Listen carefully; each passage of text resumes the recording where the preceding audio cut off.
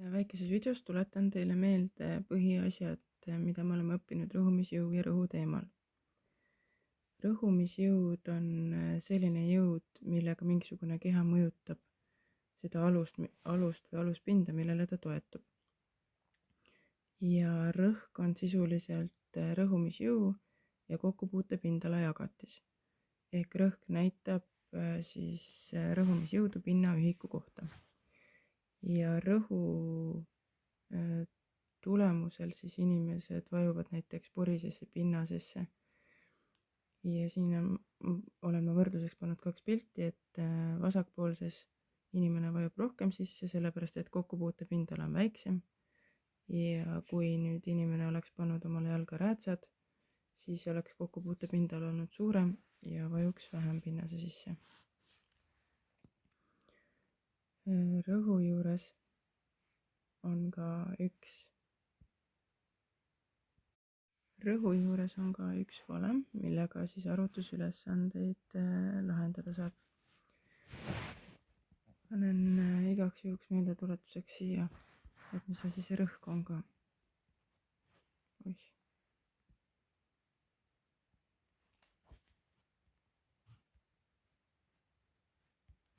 Rõhk on füüsikaline suurus. Füüsikaline suurus tähendab seda, et seda saab mõõta ja on mõõtühik olemas. Mis iseloomustab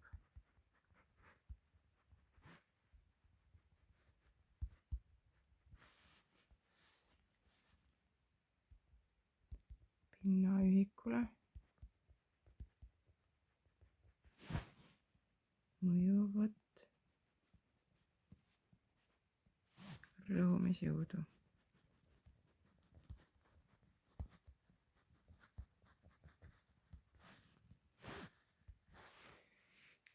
Ja rõhutähis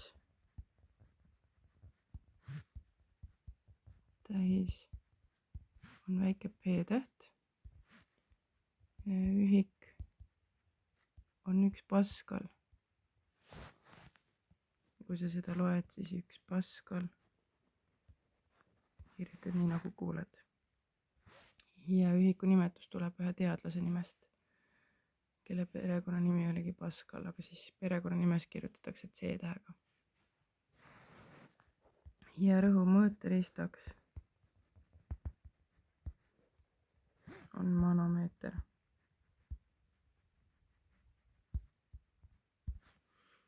Kellel kodus kompressorid on, siis seal küljes on manomeeter ja vanadel vererõhu mõõtmise seadmetel on ka manomeeter seal küljes, selline seieriga skaala.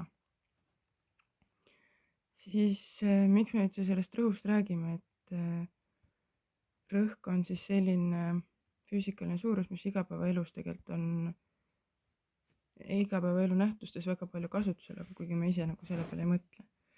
Et miks terava noaga on parem lõigata, ma ei tea, näiteks aia või tomatit, sellepärast et terava noa tera on teravam ja see tähendab, et see kokkupuutepindala, siin oleks kokkupuutepindala S, see on siis väiksem. Kui kokkupuutepindala on väiksem, siis on ka rõhk suurem ja kui rõhk on suurem, siis lähebki see nuga kergemini sellest asjast läbi, mida me siis tahame lõigata. Siin, kui on nuga nüri, siis on see S suurem ja järelikult on rõhk väiksem. Ehk siis rõhk sõltubki 2 asjast. Sõltub rõhumisjõust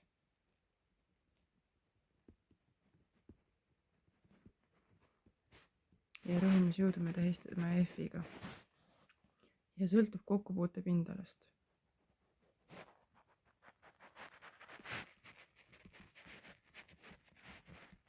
Ja pindala tähistame nagu matemaatikas suure S-iga.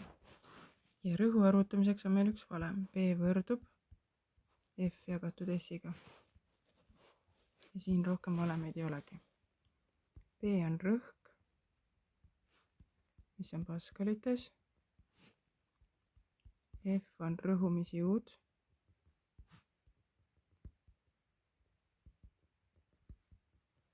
Newtonites. Ja S on kokkupuutepindala.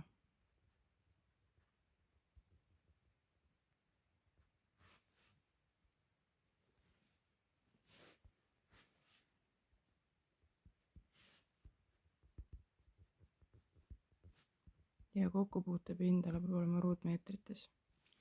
ja kui juhtub näiteks, et ülesandes on antud sul küll keha mass, aga rõhumisjõudu ei ole, siis sa saad rõhumisjõu arvutada raskusjõu valemiga. F võrdub M korda G ja G väärtus maa peal on meil 9,8 newtonit kilogrammi kohta. mida suurem on rõhk, seda väiksem järelikult peab olema kokkupuutepindala või siis seda suurem peab olema rõhumisjõud. et kui me tahame rõhku vähendada, siis peab kokkupuutepindalat suurendama. nii nagu näiteks rabamatkadel pannakse need rätsad, et oleks rõhk väiksem, et jaotuks rõhumisjõud siis suuremale pinnale. see tähendabki, et rõhk on väiksem. siia ühe näidisülesandega. arvuta, kui suurt rõhku avaldab maapinnale inimene, kelle mass on 65 kilogrammi ja kelle jalad alla pindala on 275 ruutsentimeetrit ja ta seisab 2 jalaga maa peal. meil on ette antud mass, meil on ette antud jalad alla pindala, mis on see kokkupuutepindala S. paneme andmed kirja. M võrdub 65 kilogrammi. S võrdub 275 ruutsentimeetrit.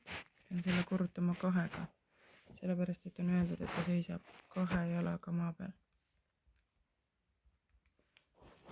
saame siit 550 ruutsentimeetrit. põhiühik on meil 1 ruutmeeter pindala puhul, siis me peame teisendama. 1 ruutmeeter võrdub 100 korda 100 sentimeetrit ehk siis 10 000 ruutsentimeetrit.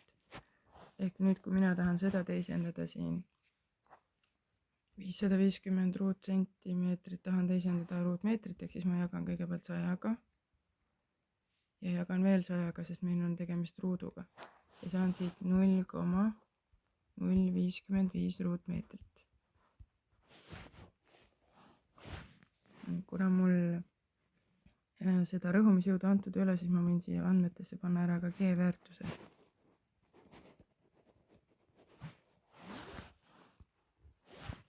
ja küsitakse meie pealt käest, kui suurt rõhku, ehk me otsime väikest P-d. kui rõhku otsitakse, võin kohe panna rõhuvalemi.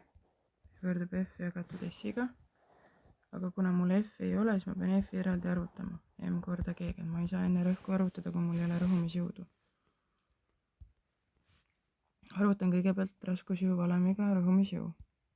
65 kilogrammi korrutan 9,8 newtoniga kilogrammi kohta. näen, et kilogrammid taanduvad maha.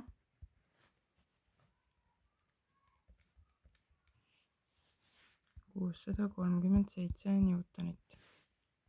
ja nüüd ma saan arvutada rõhuvalemiga.